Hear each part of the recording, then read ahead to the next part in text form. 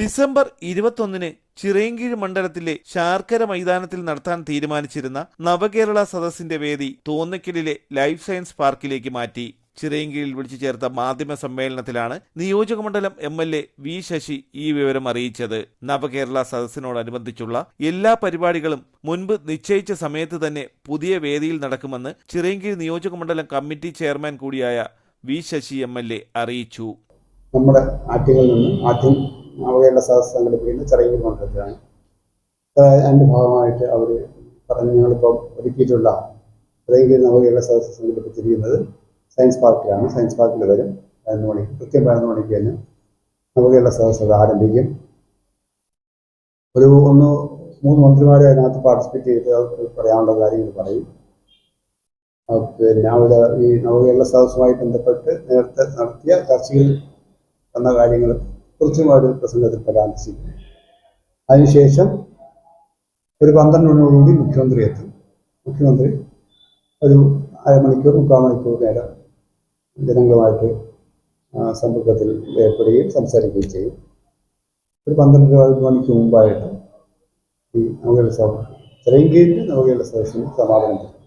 നേരത്തെ ശാർക്കര ക്ഷേത്ര മൈതാനിയിൽ നടത്താൻ നിശ്ചയിച്ചിരുന്ന ഫോട്ടോഗ്രാഫി പ്രദർശനം, വാൾ പെയിന്റിംഗ്, കലാസന്ധ്യയും പ്രതിഭാസംഗമവും, ഫിലിം ഫെസ്റ്റിവൽ, ഘോഷയാത്ര, മെഗാ ഇവന്റ്, സംഗീതശില്പം തുടങ്ങിയവ ഒഴിവാക്കിയതായും MLA അറിയിച്ചു. വ്യാഴാഴ്ച രാവിലെ 11 മണിക്കാണ് ചിറയൻകീഴ് മണ്ഡലം സദസ് ആരംഭിക്കുന്നത്.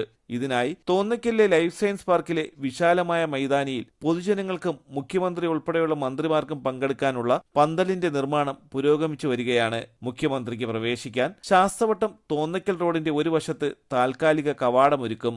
ചിറയൻകീഴ് മണ്ഡലത്തിലെ പരിപാടികൾക്ക് ശേഷമാകും മാമം മൈതാനിയിൽ ആറ്റിങ്ങൽ മണ്ഡലം തല നവകേരള സദസ്സിനെ മുഖ്യമന്ത്രി അഭിസംബോധന ചെയ്യുക. ശാർക്കര ക്ഷേത്ര മൈതാനിയിൽ നടക്കേണ്ട ചിറയൻകീഴ് മണ്ഡലം നവകേരള സദസ്സിന്റെ വേദി അവസാന നിമിഷം മാറേണ്ടി വന്നത് നിർഭാഗ്യകരമെന്ന് വി ശശി MLA പറഞ്ഞു. ജാതിമത രാഷ്ട്രീയ വ്യത്യാസമില്ലാതെ നിരവധി പരിപാടികൾ നടന്നു വന്നിരുന്ന മൈതാനമായിരുന്നു ശാർക്കരയിലേത്. രാഷ്ട്രീയ ദുഷ്ടലാക്കോടെ ശാർക്കര ക്ഷേത്രപ്പറമ്പിനെ വിവാദങ്ങളിലേക്ക് തള്ളിവിടാനുള്ള ശ്രമമാണ് നടന്നത്. ഭാവിയിൽ ഒരു പരിപാടിക്കും ശാർക്കര ക്ഷേത്ര മൈതാനം വേദിയാക്കാൻ കഴിയാത്ത രീതിയിലുള്ള കോടതി വിധി ഒഴിവാക്കാൻ നവകേരള സദസ്സിന്റെ വേദി ശാർക്കര ക്ഷേത്ര മൈതാനിയിൽ നിന്നും മാറ്റിയതായി സർക്കാർ കോടതിയെ അറിയിക്കുകയായിരുന്നുവെന്ന് MLA പറഞ്ഞു. സമാനമായ ചില കേസുകളിലെ കോടതി പരാമർശവും വേദി മാറ്റുന്നതിന് കാരണമായതായി ജില്ലാ പഞ്ചായത്ത് അംഗം R സുഭാഷും പ്രതികരിച്ചു. മണ്ഡലത്തിലെ നവകേരള സദസ് 21-ാം തീയതി 11 മണിക്ക് ചിറയൻകീഴ് ശാർക്കര മൈതാനിയിൽ നടത്താൻ നിശ്ചയിച്ചിരുന്ന വേദി തോന്നയ്ക്കൽ സയൻസ് പാർക്കിലേക്ക് മാറ്റിയിരിക്കുകയാണ്.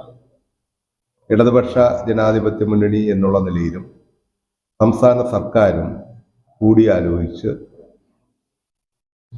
ഹൈക്കോടതിയിൽ നിന്ന് സമാന സ്വഭാവമുള്ള വിഷയത്തിൽ ഉണ്ടായ വിധിയുടെ അടിസ്ഥാനത്തിൽ ചിറയൻകീഴ് ശാർക്കര മൈതാനം ഭാവിയിലും ഒരു സാംസ്കാരിക പരിപാടികൾക്കും മറ്റും ജനങ്ങൾക്ക് പ്രയോജനകരമായി മാറണം എന്ന ഒരു വലിയ കാഴ്ചപ്പാടിൻ്റെ അടിസ്ഥാനത്തിലാണ് ഈ ഒരു വിഷയത്തിൽ ഉചിതമായ ഒരു തീരുമാനമെടുത്ത് തോന്നയ്ക്കലേക്ക് വേദി മാറ്റിയിട്ടുള്ളത്.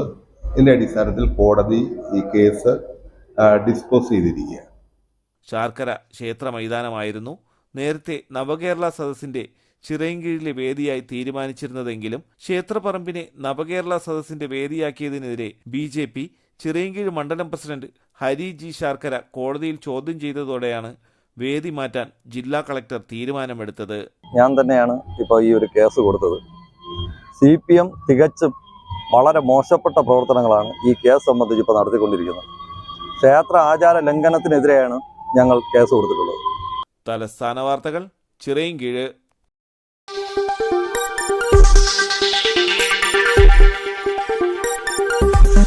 ഈ വാർത്തകൾ നിങ്ങൾക്കായി അവതരിപ്പിച്ചത് We are Euroflare Education Overseas Consultants.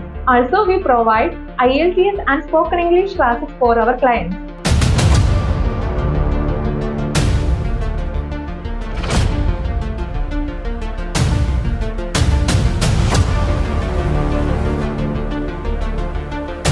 For more details, contact us.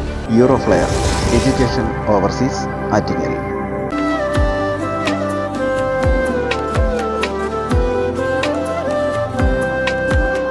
Arabian fashion jewellery, Alangode, Pothencode, Attingal. അതിരുകളില്ലാത്ത ആത്മബന്ധം.